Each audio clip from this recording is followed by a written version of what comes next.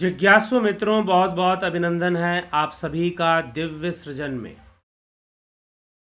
प्रत्येक दिवस की भांति हम यहाँ पर यह लाइव चर्चा का कार्यक्रम शुरू कर रहे हैं और आज इस लाइव चर्चा में थोड़ी देर हो गई। कुछ सॉफ्टवेयर प्रॉब्लम आने के कारण, सॉफ्टवेयर इशू आने के कारण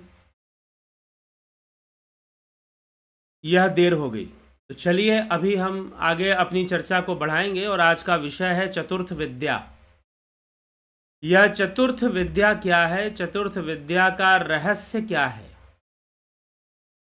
इस बात को हम समझने का प्रयास करेंगे कि चतुर्थ विद्या का रहस्य क्या है। तो चतुर्थ विद्या किसे कहते हैं और इसका शास्त्रों में क्या महत्व है।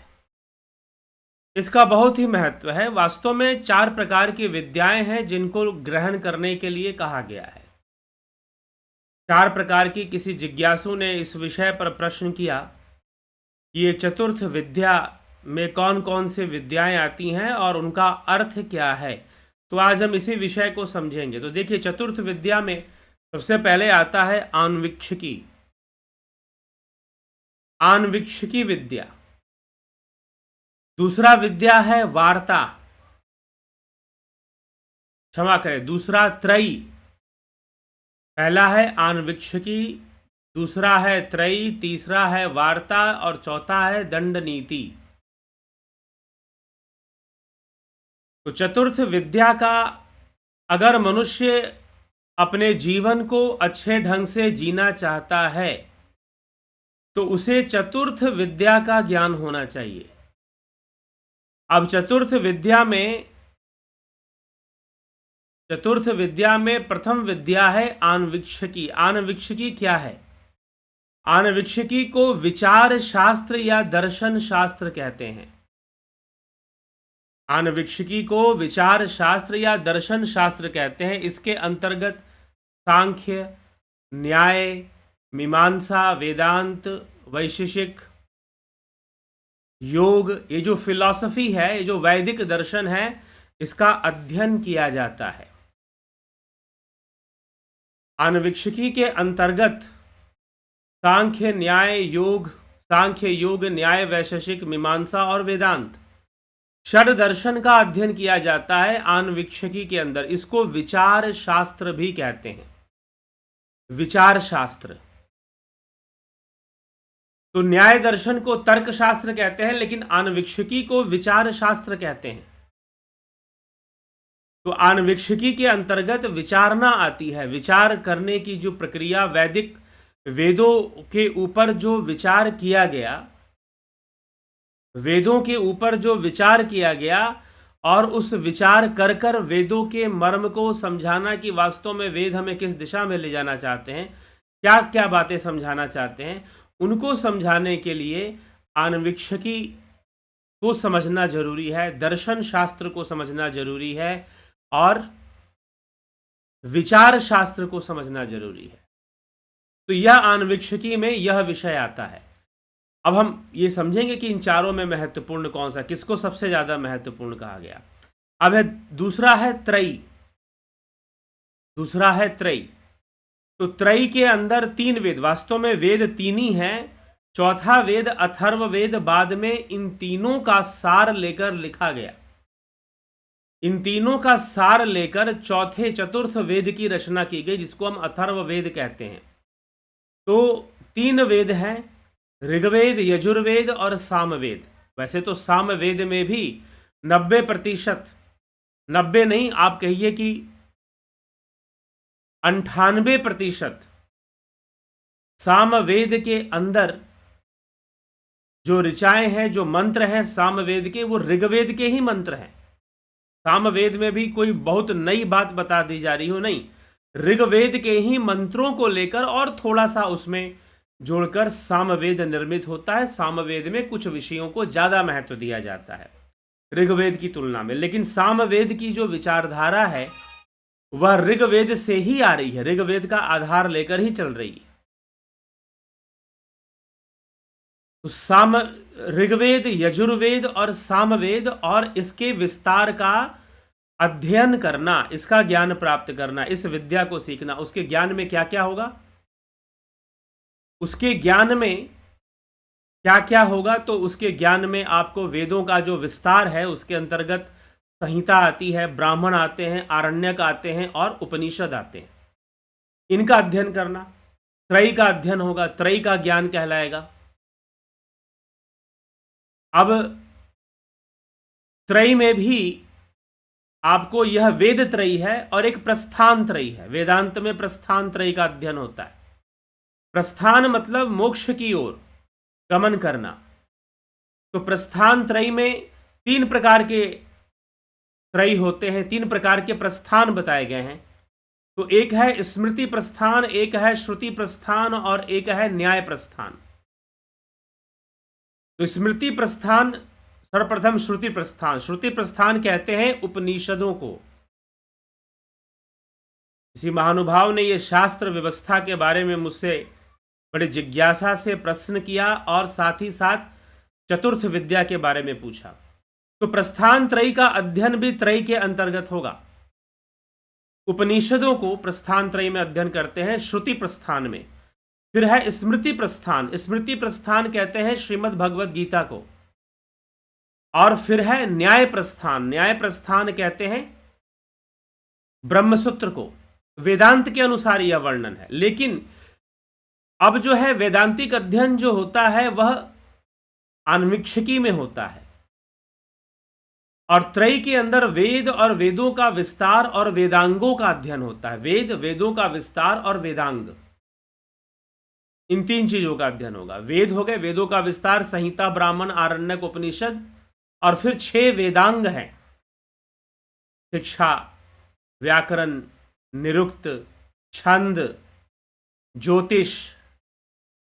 ये जो 6 वेदांग है इनका अध्ययन होता है त्रयी के अंतर्गत। तो यह त्रयी का विषय है। तो त्रयी का ज्ञान प्राप्त करना चाहिए। अब तीसरी विद्या है वार्ता। तीसरी विद्या है वार्ता। वार्ता के अंतर्गत सांसारिक विषयों का ज्ञान उन लोगों से प्राप्त करना चाहिए जो उसके अनुभवी हैं। सांसारिक विषय जैसे कि कृषि कैसे करना है, खेती बाड़ी कैसे करनी है, जैसे कृषि शास्त्र हम उसको कह सकते हैं। खेती बाड़ी कैसे करनी है, कृषि शास्त्र क्या है। फिर व्यापार कैसे करना है, जैसे कोई व्यापारी व्यापार कर रहा है, एक जगह से सामान लेकर दूसरी जगह जा रहा है, या फिर दूसरे अन्य कई कार्य हुए, जैसे कि कुम्हार का काम हो गया, और दूसरे कई कार्य जो कि आपके जीविकोपार्जन के लिए, रोजगार के लिए आप करते हैं। अभियांत्रिकी हो गई, इंजीनियरिंग हो गया, मेडिसिन हो गया। ये जो विद्या है, ये जो सारे विद्याएं हैं, यह वार्ता के अंतर्गत आती हैं। तो इन विद्याओं का ज्ञान कैसे प्राप्त होता है? वार्ता के माध्यम से होता है। इन विद्याओं का ज्ञान कैसे प्राप्त होता है? वार्ता के माध्यम से। काम शास्त्र को भी वार्ता के अंतर्गत रखा जाता है। पाक शास्त्र, खाना बनाने का जो शास्त्र है, भोजन का जो विज्ञान है, तो इसी तरह से काम शास्त्र को भी वार्ता के अंतर्गत। तो वार्ता के माध्यम से, क्यों इसको वार्ता कहा जाता है? क्योंकि यह ज्ञान, यह विद्या उन लोगों से प्राप्त करनी चाहिए जो इसके अनुभवी हैं, जो इसके अनुभवी है, जो इस कार्य को, कई ज्ञान जैसे कि आदमी को कई विद्या जो है उम्र के हिसाब से उसे समझ में आने लग जाती है, लेकिन उसे देर से समझ में आती है।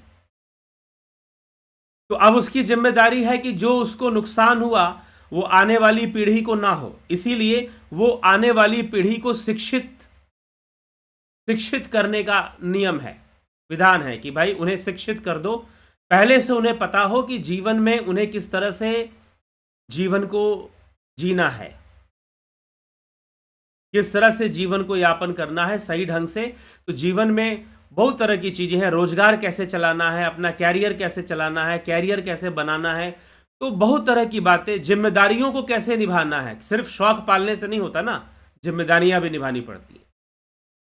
और जो जिम्मेदारी निभाने की भावना नहीं रखते, उनके शौक भी अधूरे ही रहते हैं। फिर तो कुछ ऐसी घटना घटती है।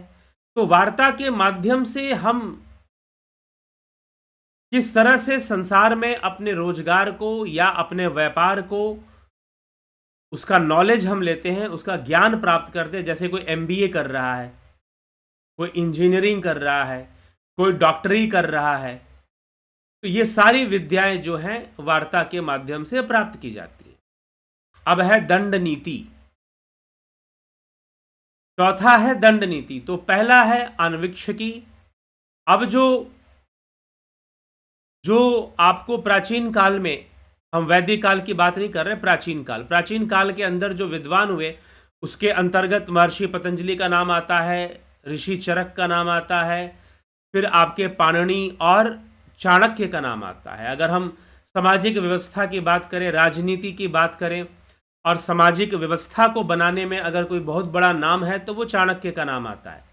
तो आचार्य चाणक्य ने कहा है कि ये चतुर्विद्या का वो अध्ययन कराया करते थे और तक्षशिला विश्वविद्यालय में चतुर्विद्या का और नालंदा में चतुर्विद्या का बड़ा ही महत्व था कि आप पहले आन्वीक्षिकी का अध्ययन कीजिए, त्रयी का अध्ययन कीजिए, फिर उसके बाद वार्ता का हेतु क्या है? वार्ता का उद्देश्य है रोजगार, कैरियर,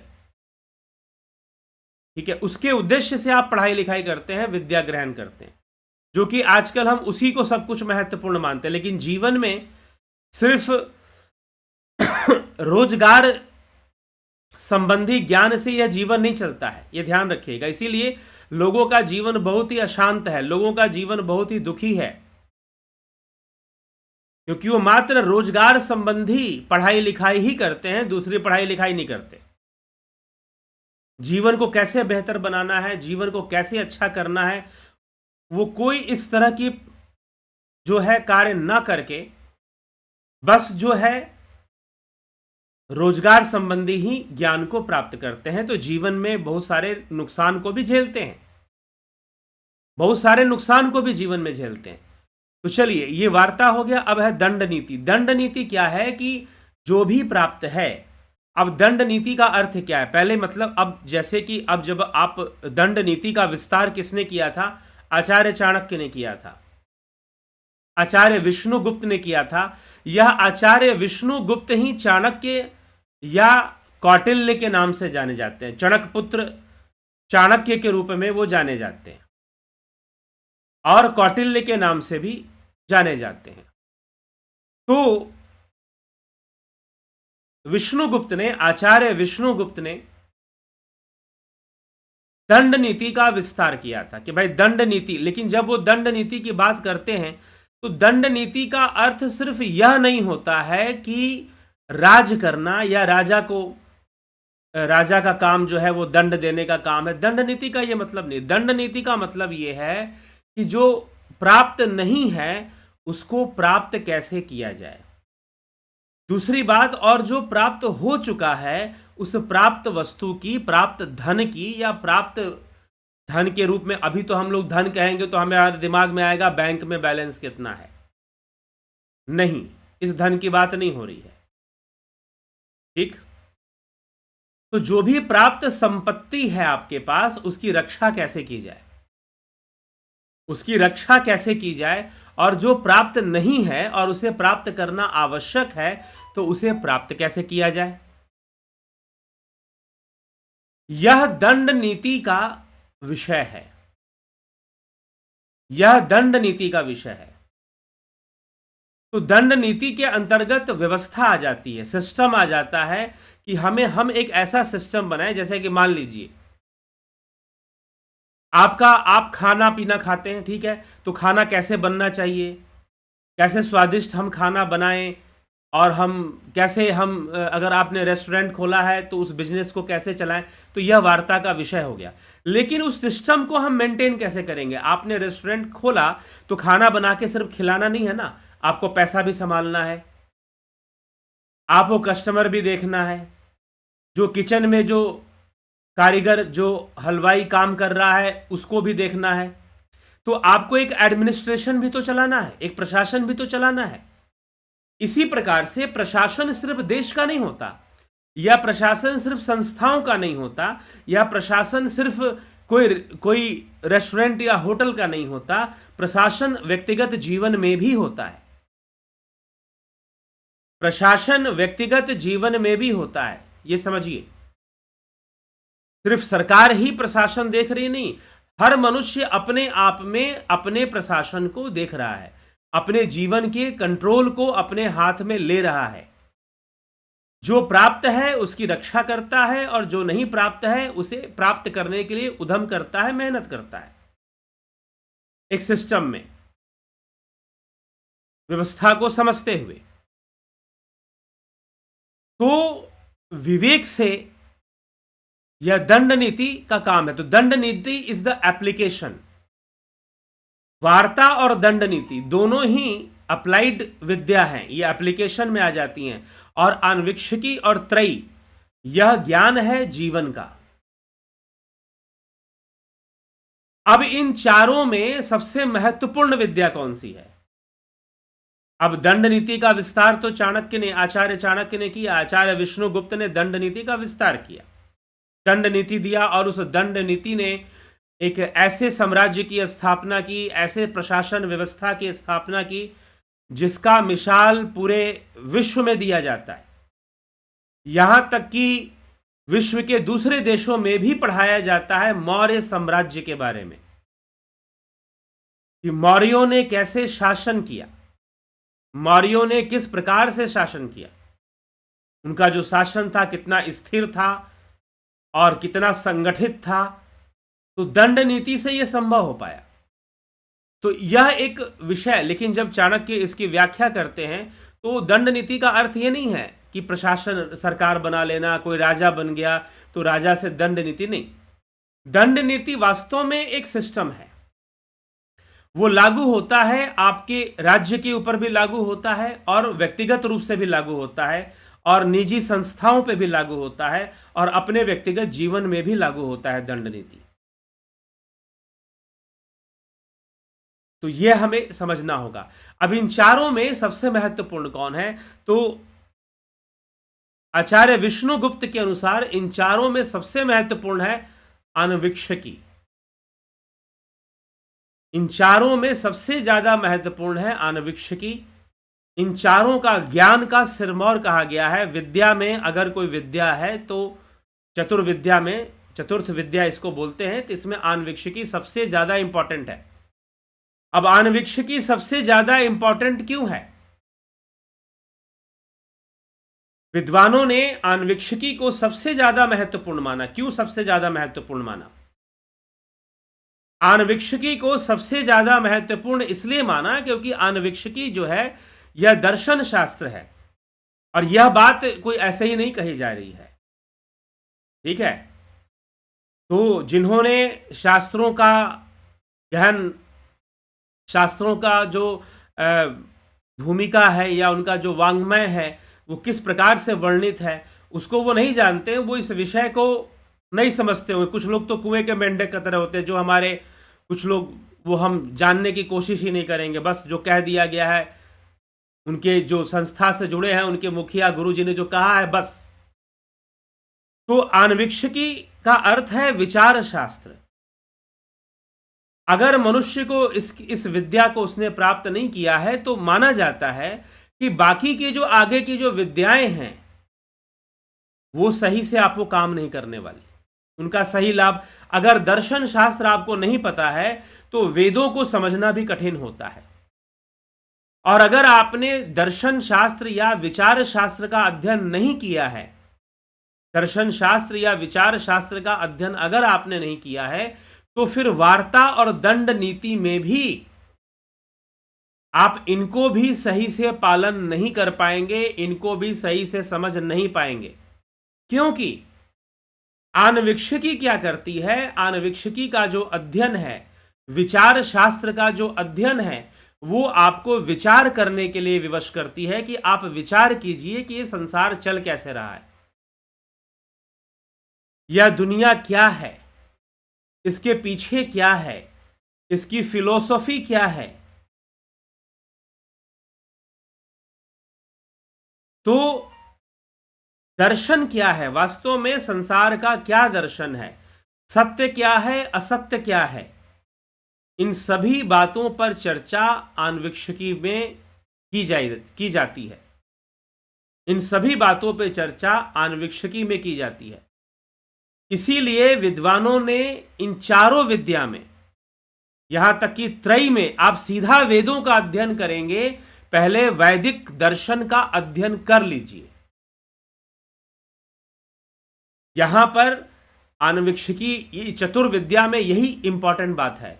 ये कहते हैं कि पहले आप वैदिक दर्शन का अध्ययन कीजिए, फिर वेदों का अध्ययन कीजिए, तो आपको वेद ज्यादा अच्छे से समझ में आएंगे। वेदों की भाषा अच्छे से स्पष्ट होगी आपको कि वेद कहना क्या चाहते हैं।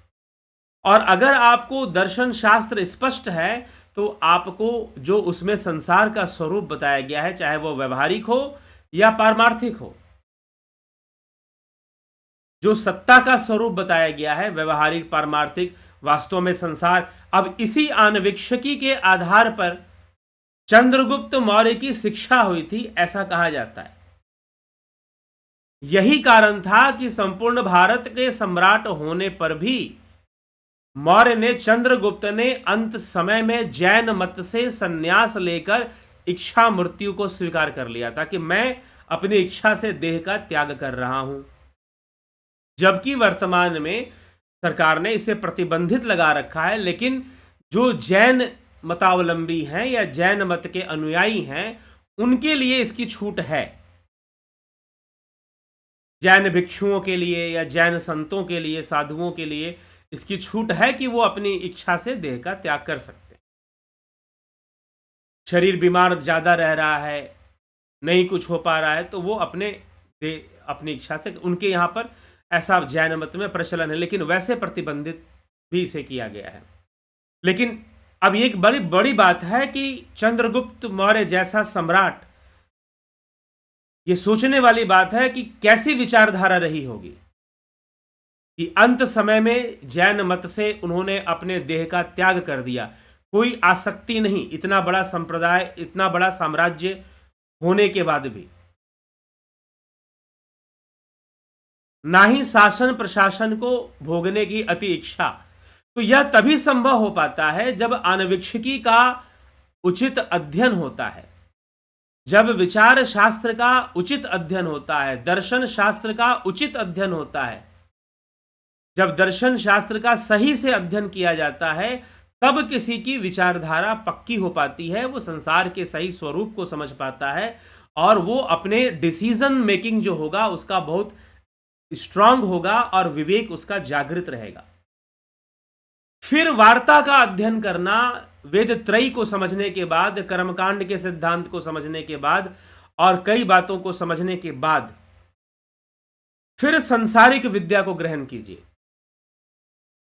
संसारिक विद्या मतलब वार्ता के अंतर्गत बहुत सारे रोजगार के विषय जो हैं, कृषि, पशुपालन, जो उस समय हुआ करते थे, उनका नाम लिया जाता है।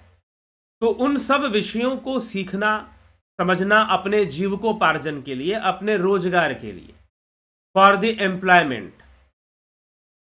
लेकिन जीवन का लक्ष्य रोजगार नहीं है, जीवन का लक्ष्य एम्प्लॉयमेंट नहीं है, जीवन का लक्ष्य तो मोक्ष है। जीवन का लक्ष्य तो से, और जीवन में हमको कैसे जीना चाहिए, तो सुख दुखे समय कृत्वा लाभा लाभो जया जयो, सुख दुख लाभ हानि मान अपमान में हम सम रहकर जीवन को जिए। तो जीवन को इस ढंग से जीने की बात कही गई है, तो जीवन को अच्छे से जीना, इसके लिए हमें पहले आन्वीक्षिकी और त्रयी के बारे में जानना चाहिए। हमें एक आध्यात्मिक ज्ञान भी हो जाएगा, संसार का स्वरूप भी स्पष्ट हो जाएगा। अब आपको पता चल गया कि इस संसार का स्वरूप क्या है। संसार परिवर्तनशील है, संसार नश्वर है। इनका ज्ञान लेने के बाद आप आइए, अब लीजिए सांसारिक ज्ञान। अब आप सीखिए जो सीखना है। आप डॉक्टर बनिए, आप इंजीनियर बनिए, आप पाक शास्त्र की विद्या लीजिए, आप काम शास्त्र की विद्या लीजिए, क्योंकि आपके द्वारा किसी भी विद्या का कोई दुरुपयोग नहीं होने वाला और आप कभी असंतुलित नहीं होने वाले, क्योंकि आपको पता है कि सत्य क्या है, असत्य क्या है, मिथ्या क्या है। You know very well. तो कोई परेशानी आपको आने वाली नहीं है। अब जो है आप सांसारिक ज्ञान को प्राप्त कीजिए। अब जो है आपने बहुत सारा ज्ञान प्राप्त कर लिया, आपने कोई रोजगार अपना लिया, शुरू कर लिया, अब आपको दंड नीति सीखना चाहिए, व्यवस्था बनाए रखना। दंड नीति वास्तव में सिस्टम का एडमिनिस्ट्रेशन है। तो ऐसा नहीं है कि जो सरकार बनाकर बैठे हैं वही प्रशासन चला रहे हैं। हर व्यक्ति अपने आप में अपने आप को प्रशासित करता है, एक तंत्र में बांधता है। क्यों बांधता है? ताकि उसका जीवन सुचारू ढंग से चले।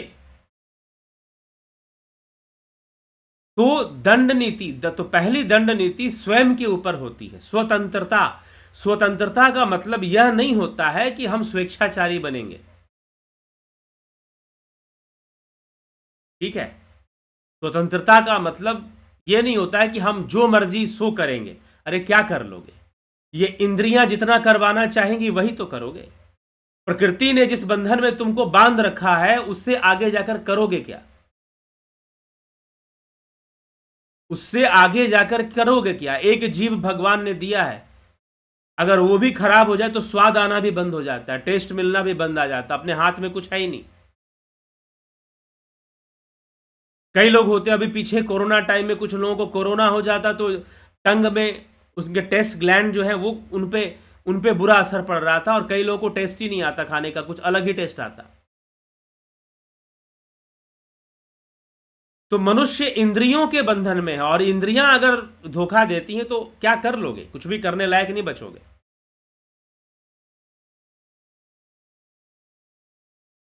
तो यह समस्या हो जाती। इसलिए स्वतंत्रता, वास्तव में स्वतंत्रता का दूसरा, स्वतंत्रता का पर्यायवाची क्या है? मोक्ष।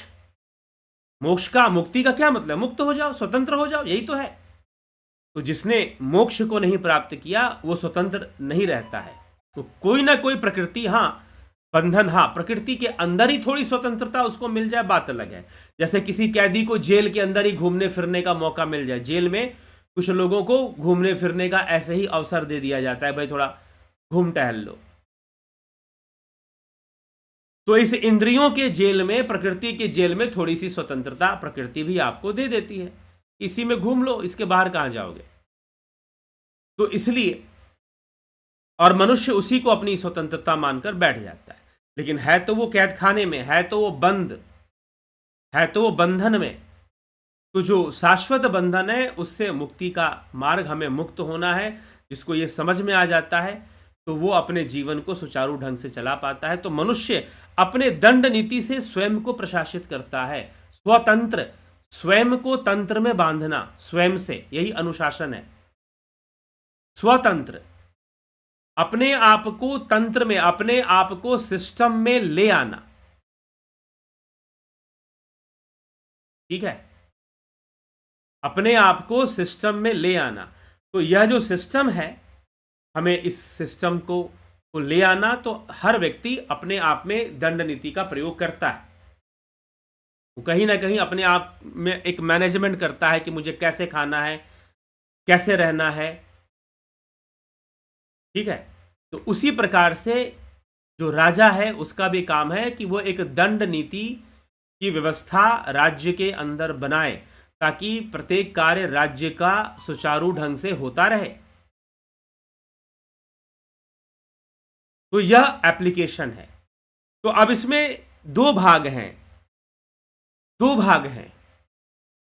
दो भाग क्या है कि एक कैटेगरी है आन्वीक्षिकी और त्रयी का, और एक कैटेगरी है वार्ता और दंड नीति का। तो आन्वीक्षिकी और त्रयी का जो ज्ञान है, आध्यात्मिक लोगों से, जो इसके ज्ञाता पुरुष हैं, जो ज्ञानी हैं, जो आत्मज्ञानी हैं, जिन्होंने इसका अध्ययन भी किया है और अपने योग मार्ग से, साधना मार्ग से रहस्यों को देखा भी है, ये संसार का स्वरूप क्या है, वो जानते भी हैं। उनके माध्यम से इनका ज्ञान हो सकता है, सही सही ज्ञान। उसके लिए किसी आध्यात्मिक संपन्न गुरु, जैसे पतंजलि जैसे कि गुरु थे पुष्यमित्र शुंग के, तो ऐसे गुरुओं के सानिध्य में जो इस विषय के, जो दर्शन को भली भांति समझते हैं, दर्शन भी कोई सिर्फ किताब पढ़ने का विषय नहीं है, समझने का विषय है। इसलिए जो फिलॉसफिकल टॉपिक्स होते हैं, सब्जेक्ट्स होते हैं, वो कॉन्सेप्चुअल होते हैं, कॉन्सेप्ट्स होते हैं, उनमें उन कॉन्सेप्ट्स को क्लियर किया जाता है आन्वीक्षिकी में। तो आन्वीक्षिकी का अध्ययन सबसे पहले,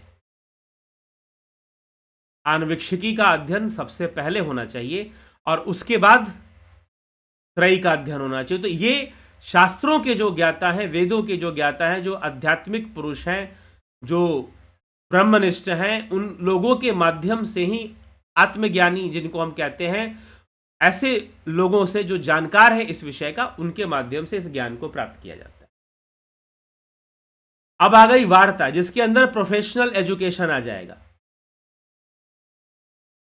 तो उसके लिए शिक्षकों की आवश्यकता है, ऐसे शिक्षक जिन्होंने इसका अनुभव किया है, जिन्होंने खुद सीखा है, खुद वो जानते हैं और उसका अनुभव किया है। वो आपको ट्रेन करेंगे, वो आपको ट्रेनिंग देंगे, वो आपको बताएंगे कि आपको कैसे रहना है, कैसे क्या करना है, ठीक, और कैसे काम करना है। कोई काम सीखना है, कृषि का कार्य है, तो कृषि के कार्य में कैसी व्यवस्था बना के रखनी है, पशुपालन का कार्य है या अन्य कई कार्य हैं, उनको कैसे सीखना है, वो सिखाएंगे आपको। कैसे सिखाएंगे? वार्ता के माध्यम से सिखाएंगे, आपको बताकर, बोलचाल से आपको प्रेरित कर कर आपको वो विद्याएं देंगे, जिससे कि आपका रोजगार चलेगा। और जब रोजगार चले तो सिस्टम को कैसे बनाकर रखना है, उसका प्रशासन कैसे संभालना है, दंड नीति के माध्यम से आप चलाएंगे तो दंड नीति हर जगह लागू हो जाती है।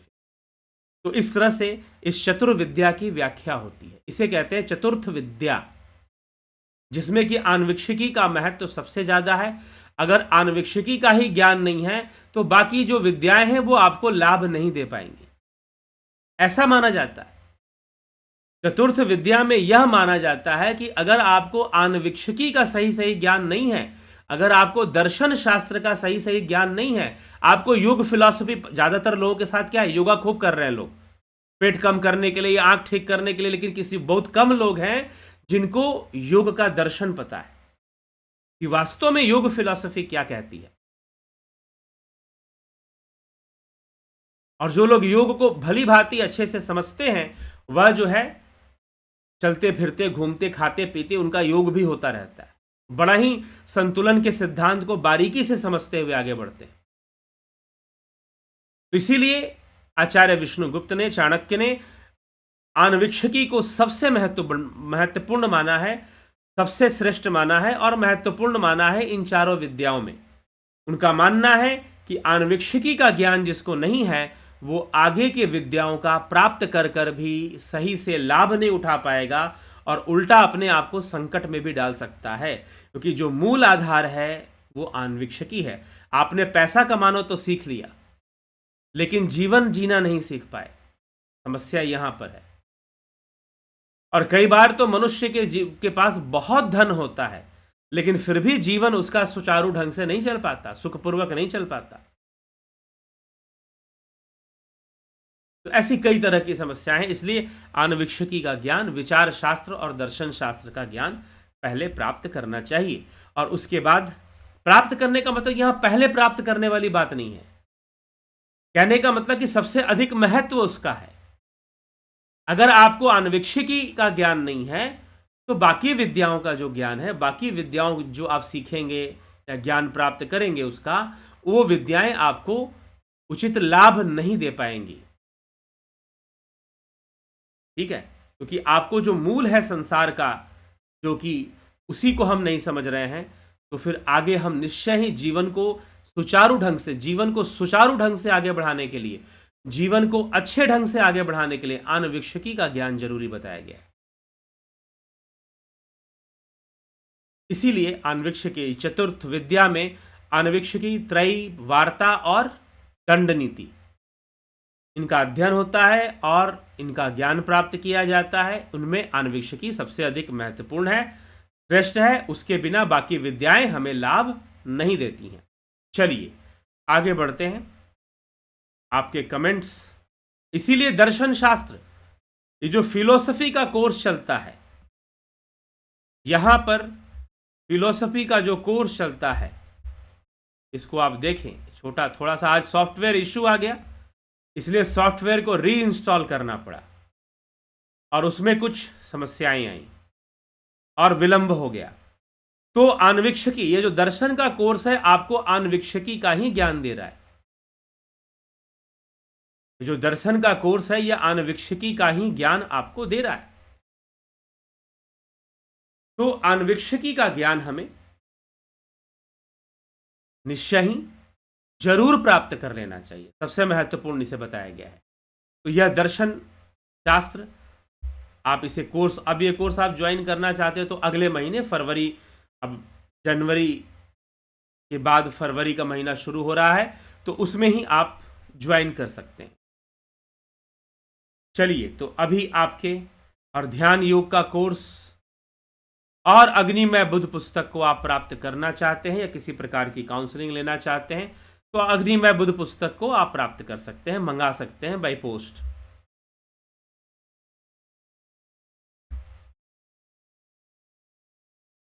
तो आप ये कमेंट्स देखेंगे, अमन कक्कर जी, लवकुश वर्मा, कमलेश खैरनर, विक्रम सिंह, प्रभुदत्त शर्मा, योगेश्वर खैरनर, शिखर शर्मा, रतन सिंह जी, सतीश मास्टर जी, कन्हई कुमार, एके त्यागी, नवज्योतिनाथ, विनोद के सूद, स्मिता सावंत जी, गोविंद प्रसाद, नीमा, रूपलाल, विश्वकर्मा, टीएच, ओम तत्सत, संतोष कुमार जी, श्वेता राय सिन्हा जी, नरेंद्र माकुड़े जी, मेहराम चौधरी जी, राजू पाल जी, कमलेश खैरनर जी, गंभीर शाह, दीपक शर्मा जी, नत्थु सिंह जी, रामविलास जी, शिव शक्ति, ओम पलकधारी जी, ओम तत्सत, नीलम जादव जी,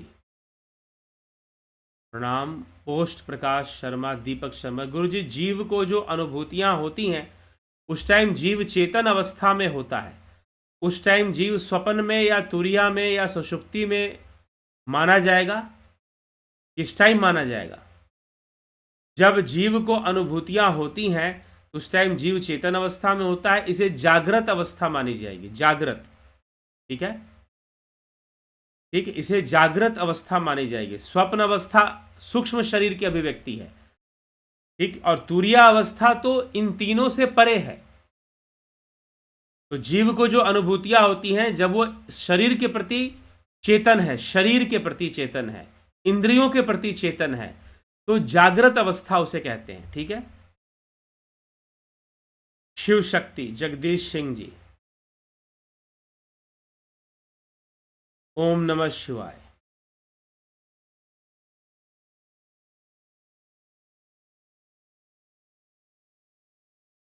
अभ्यास से होता है। भगवान श्री कृष्ण से अर्जुन ने पूछा, आशीष शुक्ला जी, मन का नियंत्रण अभ्यास से होता है। अर्जुन ने पूछा, चंचलम ही मनः कृष्ण प्रमाथि बलवद दृढ़म, चंचलम ही मनः कृष्ण प्रमाथि बलवद दृढ़म, तस्याहम निग्रह मन्ये वायुरीव सुदुष्करम। कि चंचलम ही मना, हे कृष्ण यह मन अति चंचल है, यह मन अति चंचल है। चंचलम ही मना कृष्ण प्रमाथि बलवदृढ़म, बहुत ही बलवान और प्रमाथी है। इसका निग्रह, तस्याहम निग्रहे मन्ये, इसका जो निग्रह है, तस्याहम निग्रहे मन्ये, मन का जो निग्रह है, वायुरीव सुदुष्करम, वायु के समान दुष्कर है, वायु के समान दुष्कर है। तो कृष्ण, भगवान श्री कृष्ण उत्तर देते हुए क्या कहते हैं, असंशयम महाबाहो मनो दुर्निग्रहम चलम।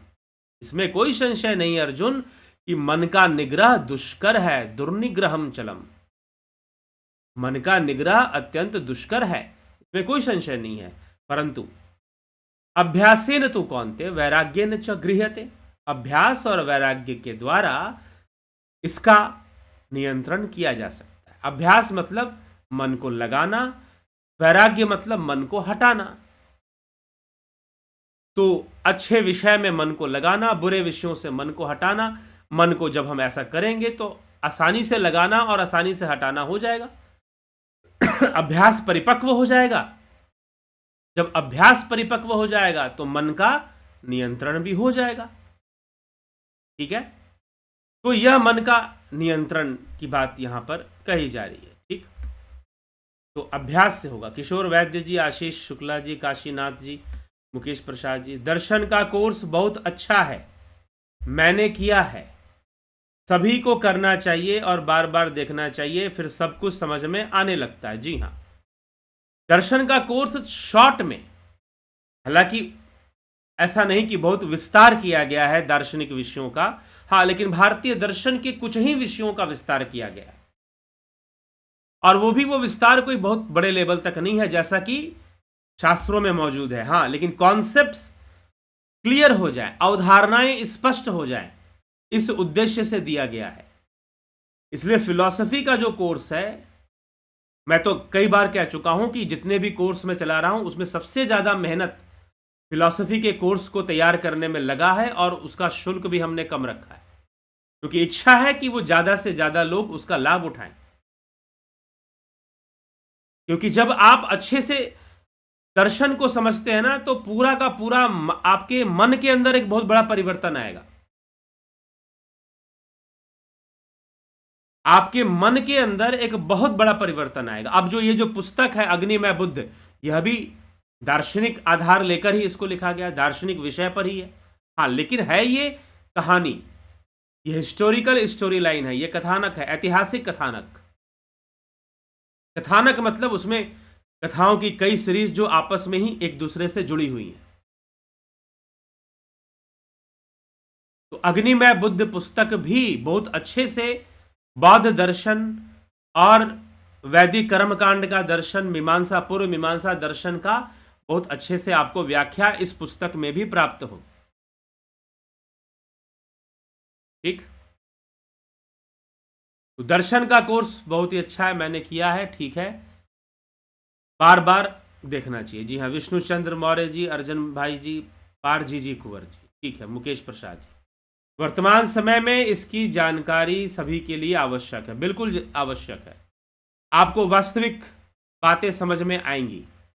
और अगर आपने वैदिक दर्शन को क्लियर कर लिया, मैं एक बात बता देता हूं आपको, अगर आपको वैदिक दर्शन समझ में आ गया,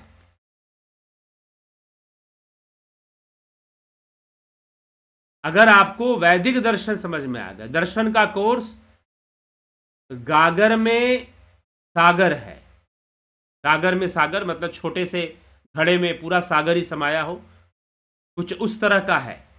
जी हां, तो दर्शन अगर आपको समझ में आ गया, वैदिक दर्शन आपने समझ लिया, यह आन्वीक्षिकी का विषय है, तो अगर आपने दर्शन समझ लिया, विचारधारा समझ ली, विचार शास्त्र को समझ लिया, तो क्या होगा, ये जो कथावाचक हैं और बड़े बड़े प्रवचन करता हैं, इनको समझने में आपसे गलती नहीं होगी, और ये कहां गलत ट्रैक पकड़ रहे हैं, कहां सही ट्रैक पकड़ रहे हैं, वो भी पता चलेगा।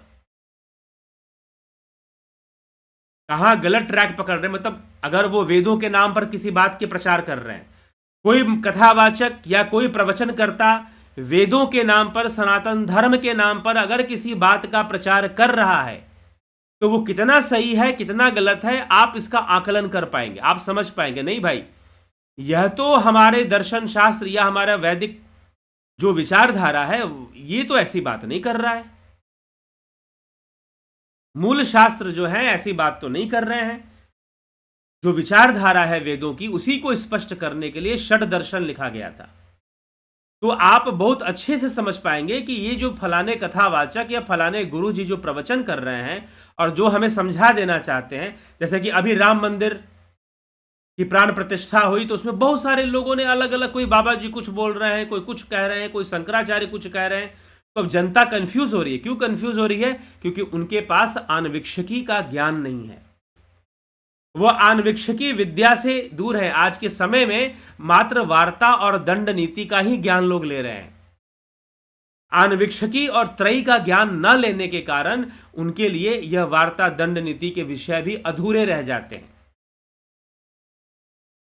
अधूरापन है उनकी विद्या में। तो इसीलिए आन्वीक्षिकी का ज्ञान हो जाने से सारे कॉन्सेप्ट समझ में आ जाते हैं और धर्म का आपको सही सही ज्ञान हो जाता है। ठीक है, तो इसीलिए आप तनिक भी चूके ना और लाभ उठाइए। और अग्निमय बुद्ध पुस्तक किसी को मंगानी है तो अपना 350 रुपये 350 रुपीज़ पे करके आप एड्रेस भेजेंगे, उस एड्रेस पर आपको पुस्तक भेज दिया जाएगा। चलिए ठीक है, तो अभी इसी के साथ हम विराम देंगे।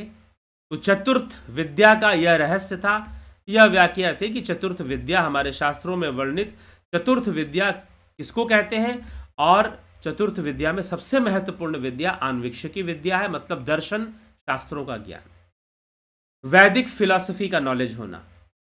और वैदिक फिलॉसफी क्या, वास्तव में फिलॉसफी ऑफ लाइफ है, वो हमारे जीवन को समझाने की कोशिश की गई है कि जीवन क्या है, संसार क्या है। तो उपनिषदों में भी वैदिक दर्शन ही मिलता है। चलिए तो इसी के साथ विराम लेते हैं और कल फिर मिलते हैं 9 PM लाइव चर्चा में। और एक और बात, ध्यान योग, ऑफलाइन ध्यान योग, ऑफलाइन ध्यान योग शिविर नवी मुंबई में होगा। अगर आप इसे ज्वाइन करना चाहते हैं, कुछ लोग पूछते हैं कि आप ऑफलाइन नहीं करवाते हैं, और जब हम ऑफलाइन करवाते हैं तो लोग आते नहीं हैं, कम आते, पता नहीं कहाँ गायब हो जाते हैं वो लोग। ठीक है, कभी कभी कोई लोग फ़ोन करते हमको तो ऑफलाइन करना था, तो अब आइए ऑफलाइन में अपनी ठीक है, ऑफलाइन तो सबसे अच्छा है, लेकिन उसकी अपनी शर्तें हैं, आपको कहीं पर आना पड़ेगा। आप चाहते हैं कि हमारे शहर में आके कर दें, तो आपके शहर में अगर कोई करवाना चाहता है तो उसके लिए उसकी व्यवस्था करनी पड़ेगी, उस व्यवस्था का खर्च उठाना पड़ेगा। ठीक है, तब जाकर आपके शहर या नगर में होगा। तो भविष्य में आपको ऑफलाइन कार्यक्रम अभी मुंबई में हो रहा है, ये फरवरी के महीने में, आगे आपको मिलेगा मार्च के महीने में दिल्ली और हरियाणा में, उस क्षेत्र में भी इसकी बात चल रही है, तो वहाँ पर भी आपको प्राप्त होगा। तो उसके भी अनाउंसमेंट जब फाइनल हो जाएगा तो आपको बताया जाएगा। ठीक है, तो इस तरह से हमें इस विषय को समझना है। जो वैदिक फिलॉसफी है उसको पहले हमें जरूर जानना चाहिए। पहले कहने का मतलब महत्वपूर्ण ढंग से उसको समझ लेना चाहिए, तब हम सब कुछ समझ जाएंगे कि पूजा पाठ क्या है, कथा प्रवचन क्या है। अब ये जो नेताजी जो धर्म के नाम पर भाषण दिए जा रहे हैं, कितना सही दे रहे हैं और कितना गलत बोल रहे हैं, पता चलेगा। अगर कोई व्यक्ति सनातन धर्म पे कोई बात बोल रहा है तो कितना सही बोल रहा है, कितना गलत बोल रहा है, अगर षड दर्शन का अध्ययन है तो आपको पता चलेगा। ठीक है, ये इसका बड़ा महत्व है। तो आज के समय में मुझे लगता है कि अगर हमें हिंदू समाज का विकास करना है, सनातन धर्म के का सामाजिक विकास करना है, तो लोगों में आन्वीक्षिकी विद्या का प्रचार जरूर होना चाहिए। वैदिक वांग्मय और वैदिक दर्शन को वो सही से समझ पाए, तभी जाकर वह सनातन धर्म को एक मजबूती मिलेगी, नहीं तो कमजोरी ही प्राप्त होगी। ठीक है, चलिए, और कुठाराघात होगा, आत्मघाती बन जाएगा, अपना ही नुकसान कर लेंगे ये लोग, अज्ञानतावश अपना ही नुकसान कर लेंगे, और ये होता आया है। चलिए, तो इसी के साथ मैं विराम दूंगा। कल फिर मिलते हैं 9 PM लाइव चर्चा में। बहुत बहुत आभार आप सभी का। ओम तत्सत।